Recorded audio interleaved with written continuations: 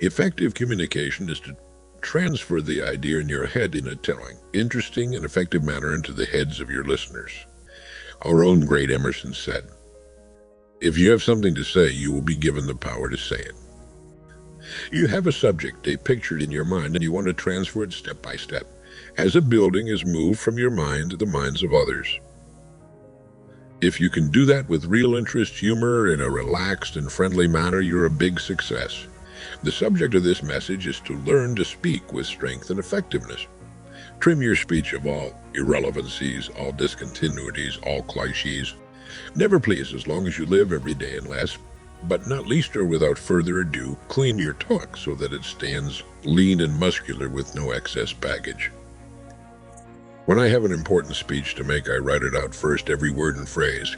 If there are awkward locations and there are many words that work fine in print that are difficult to work with in a speech, look for pompous, effective speech and cut it out or reword it in a less formal, friendlier form.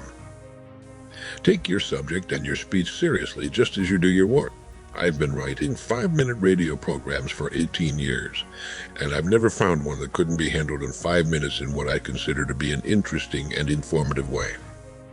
You could easily talk for an hour on any subject, but it's also true that it can be handled in an interesting, effective way in 5 minutes.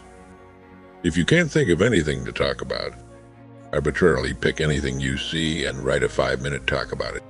Take any word that represents a concept such as love, honesty, justice, law, truth, honor, integrity, brotherhood. You can certainly write an interesting 5-minute talk about any one of them. If you own a set of encyclopedias, every word in your dictionary can be the subject of a most interesting speech, as can the alphabet. Nervousness comes from being unsure of our subject and our ability to effectively deliver it. After reading your speech over a few times, a few notes on a card will provide all the keys you need to keep on course and end on time. Pausing and hesitation are normal in everyday conversation. You should speak just as you would to one person, with no affectations, no stentorianness, no phony gestures. I believe everyone suffers from nervousness before a speech, the degree of it depending upon the makeup of the audience one needs to face. I feel that's a good thing. We get up for the speech and we work hard at doing a good job. I find it helps me a great deal if I can develop a kind of love for the audience before I begin to talk. Our humanity is our membership card, and we can develop a feeling of liking, of being glad we're there at that moment. And I believe that feeling is transmitted to the audience if it's good, if it's warm and positive and contains the feeling of love or liking or brotherhood. They seem to sense it and respond in a positive way.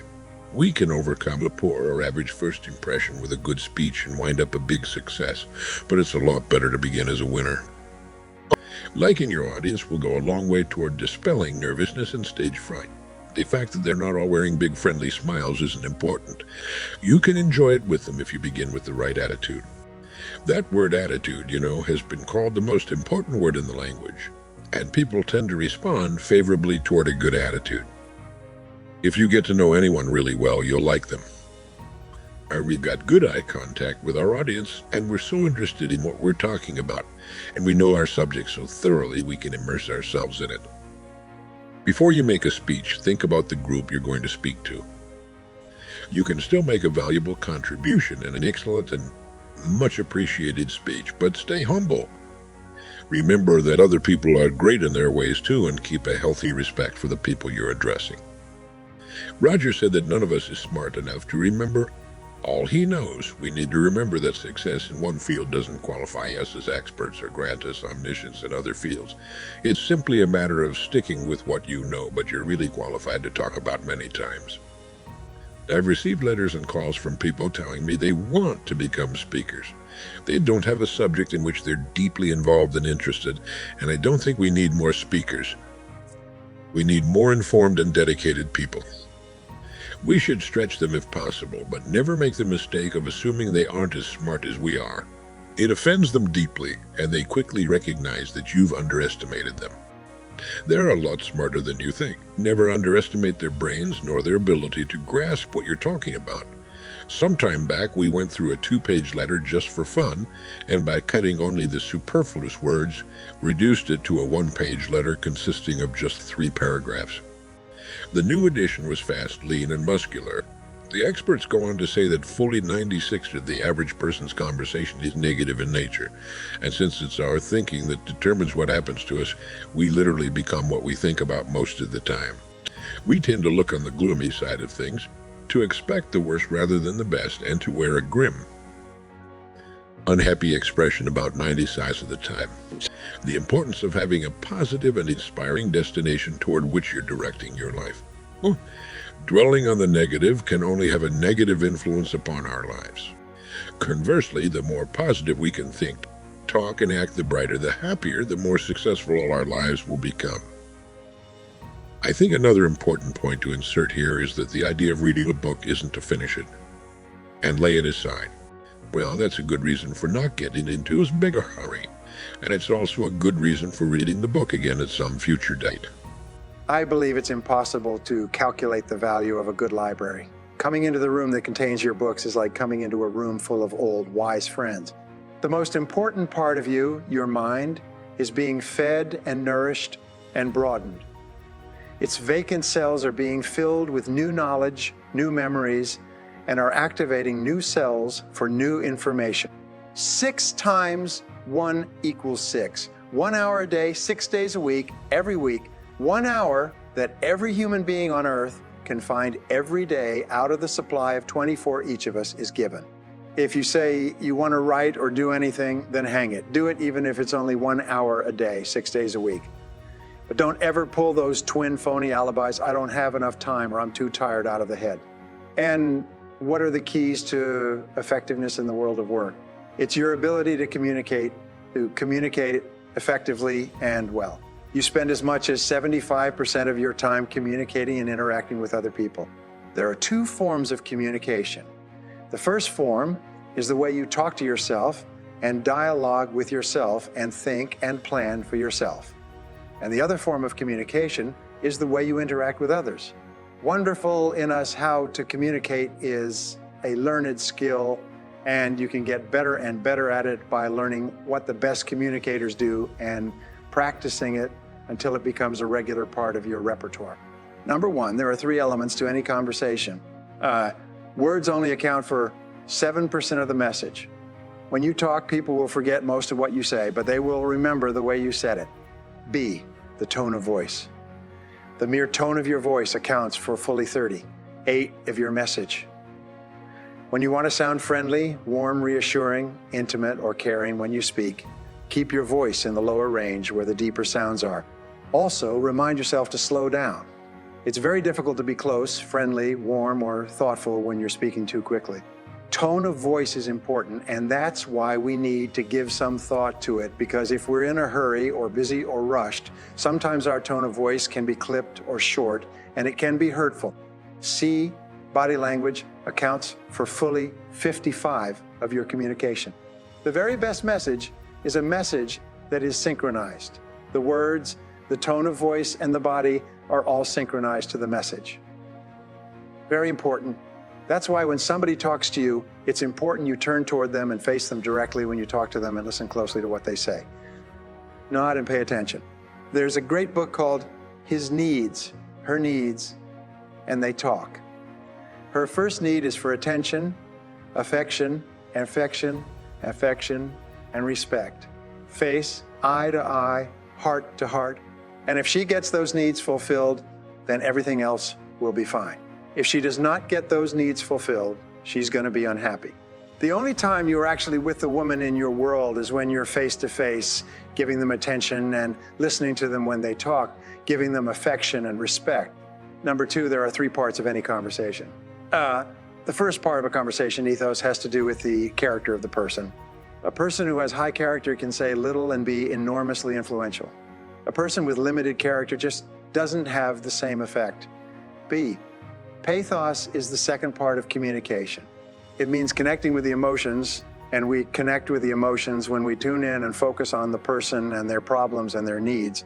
There was a wonderful line I read that said, if every person who complains about their problems could come from all corners of the earth and take and pile their problems in a heap, and if each person could see the size and gravity of the problems of others, they would sneak forward shamefacedly and take their petty problems away and creep into the night.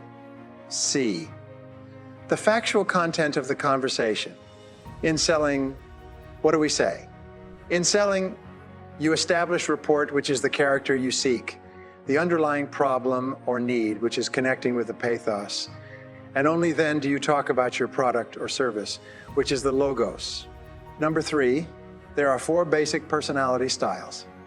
The first is what we call relators. They are quiet, self-contained, not particularly expressive. They're sensitive people, oriented and concerned about other people's opinions. In the extreme, a relator will be hypersensitive to the opinions of others. They can't do anything without making sure that everybody else approves. If you're communicating with this person, it requires slow, low-key, easy-going, friendly, almost warm and fuzzy. The greatest concern in life is, let's get along. Let's all be friends. So you find relators in fields like nursing, social services, teaching, small child development, psychology, personnel, or counselors, where they relate to other people.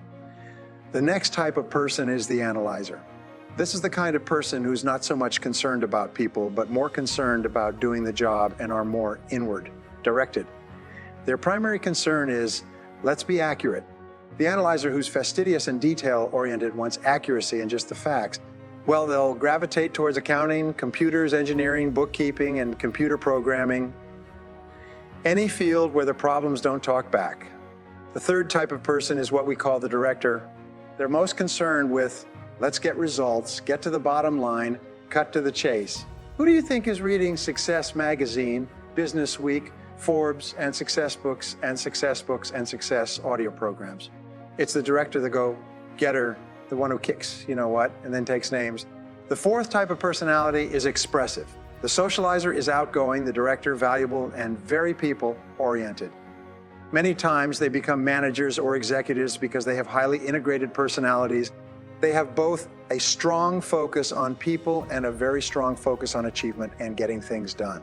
Now, everybody you meet is in one of these 4 quadrants or groups. No matter which style of communicator you are, 3/4 of the people you meet are something else. There's no right or wrong, better or worse style. Listening to people is to find out which style they are and then to practice personality flexibility so that you can get along with a greater number of different types of people. Whatever style you are, the person you are the most ideal for would be the exact opposite. Nature demands balance in temperament. Nature demands that the opposite person in the relationship or the marriage be temperamentally balanced with you. Number 4 is a balanced dialogue. In the ideal conversation, each person will get a chance to talk and each person will get a chance to listen. And there will be about a 10 to 15% period of easy silences. Easy silence, just comfortable. People are comfortable with silence. Each of us has needs like vitamin and mineral needs to talk. And each of us have needs to listen. However, in some people, they will have 70% of the time they need to talk. And the other person, 70% of the time they need to talk. And so they're always clashing because they're both trying to get their talking out. The worst of all is when incompatibility sets in a relationship and both of them only need to talk 10 or 15% of the time. And then there's vast gaps of uncomfortable silence. This is where the 2 people really don't have very much in common anymore. Number 5, key to communication is to question for clarification. If you have any doubt at all, ask, how do you mean? Or how do you mean exactly? And then just pause and wait. It's almost impossible not to answer this question when you ask, how do you mean? The other person cannot stop himself or herself from answering more extensively. Follow up with other open-ended questions and keep the conversation rolling along. The way that you overcome your shyness is very simple. Tune in to the other person, ask questions, and then listen carefully to the answers. Focus on encouraging the other person to talk about them. In fact, I'll give you a secret for success in life. Seek first to understand, then to be understood. Number 6 is acknowledge and agree. Good conversationalists are active conversationalists. They're not sitting there passively like fence posts. They're actually engaged. Active listening is very, very important. Put down the magazine or newspaper, turn off the television set, lean in, be there the whole time. Number 7, listen attentively. When you listen, his or her feeling of personal value increases. You can actually make another person feel terrific about himself or herself by listening in a warm, genuine, caring way to everything he or she has to say.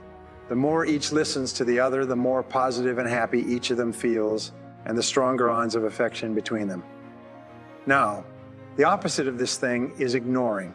The fastest way to turn a person off, to hurt their feelings, and to make them feel slighted and angry is to simply ignore what they are saying or interrupt them in the middle of a thought. Men are 95% more likely to interrupt a woman than a woman is to interrupt a man. The more you listen to another person, the more he or she trusts you and believes in you. Number 8 is for you to paraphrase the speaker's words in your own words. By paraphrasing the speaker's words, you demonstrate in no uncertain terms that you are genuinely paying attention and making every effort to understand his or her thoughts or feelings. This is where you really prove that you are really listening. So paraphrase it in your own words. Take the time to paraphrase and rethink about paraphrasing while you're listening, and you'll always be a better listener. Number 9 is pause before replying. When you pause, you accomplish 3 goals simultaneously. First, you avoid running the risk of interrupting if the other person is just catching his or her breath before continuing. The second benefit is that you show the other person that you are giving careful consideration to his or her words by not jumping in with your own comments at the earliest opportunity. The third benefit of pausing in conversation is that you will actually hear the other person better. By pausing, you mark yourself as a brilliant conversation